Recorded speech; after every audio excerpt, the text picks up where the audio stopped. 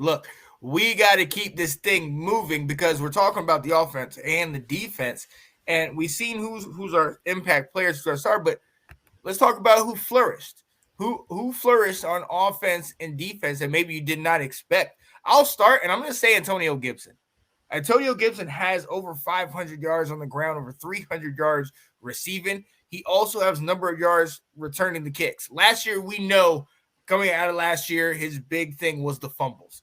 We've known that was a big issue. Even in those first couple preseason games, he fumbled early.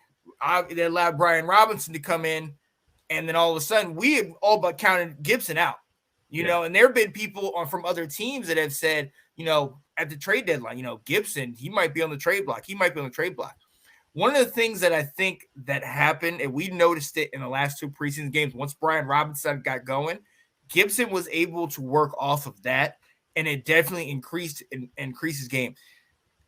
As he's gotten going, especially when Brian Robinson coming back in that Tennessee game, that tandem is dynamic. Mm-hmm. Those guys have been able to play off each other, and I feel like just the fact that Gibson has not had to be the main guy. I think of DeAndre Swift and Jamal Williams and how great Jamal Williams is. He doesn't have the most yards, but he's getting multiple touchdown games. He's an asset in the pass game.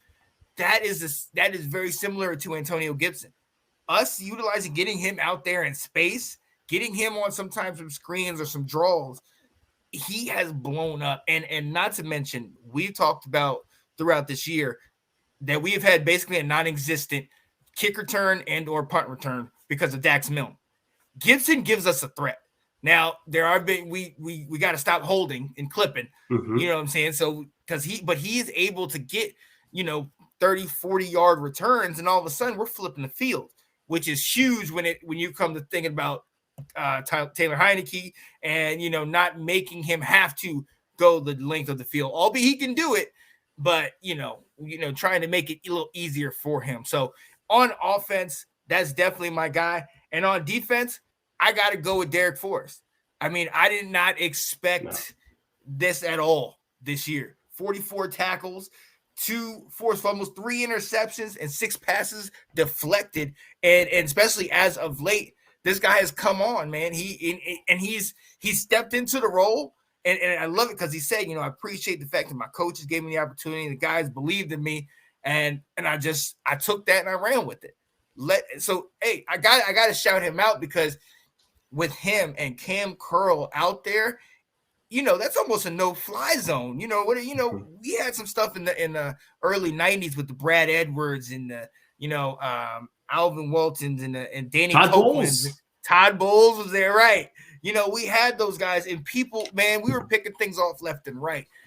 He's kind of bringing at least in his play in the last several weeks, he's been bringing that back. And that's something I definitely did not expect. I did not expect for him to be much more than a special teams guy. And the fact that he's been able to get in and flourish like he has, I'm so impressed by that. So what you got, man? His pass coverage is what has surprised me the most because we knew he was going to be a good special teams player.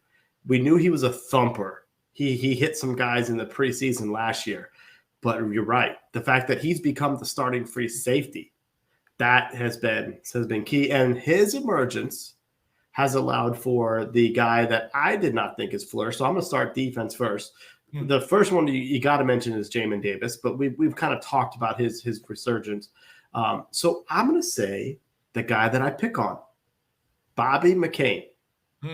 Because what Derek Forrest has done is he's been able to take over at free safety, and McCain has been used as the nickel corner at times. Mm-hmm. He's been used in 3 safety combos. He's allowed those guys to move around. He's been able to be used as a weapon. Give me 1 second to cough. Yep. Thank you. And especially taking over as nickel, which is where we were having some problems, especially once we got rid of William Jackson. That became huge. He played a huge role in that, taking a spot where he's actually not bad at. And he comes up and plays hard on the line of scrimmage when he sees wide receiver screens and that type of stuff. So I'm going to give Bobby McCain has done a whole lot better this season than I thought. On offense, Curtis Samuel, not just because of a receiver, but because the same things you talk about Gibson is that we've utilized him as a weapon. Yeah. He gets 3-4 handoffs a game and he busts them. He can get us first downs. He can get us more than 10 yards to not just move the chains, but also have a chunk play. He's been way better to the point where like you see him out there and go, oh, okay, all right. So that is why we got him. Right. And I can remember watching him at Carolina and not really thinking much of him as a receiver. Yeah. He did really well in the game against us. The final year he was in Carolina, I was like, man, this guy's a bit of a weapon.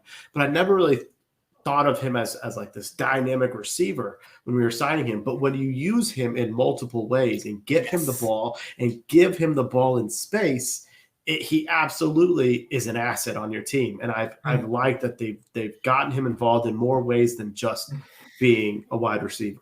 Kind of thinks back to when we signed Randall L and tried to make him an outside receiver. Like, that's not really what he was good at. And we kept Curtis Samuel doing what he's good at. Right. Absolutely. And I think that's definitely helped us. That's definitely helped us. And like I've talked about that all year, that motion, each time he goes over, and especially the fact that he's a threat, defense, they pick up on that, and that's all they do. They follow the motion. That's opened up our running game like so much. So definitely. Thanks for watching. If you like that clip, be sure to check out the other great content from the Let's Talk Football community. And as always, please like, subscribe, and hit that notification bell so you'll be notified when more great content like this becomes available.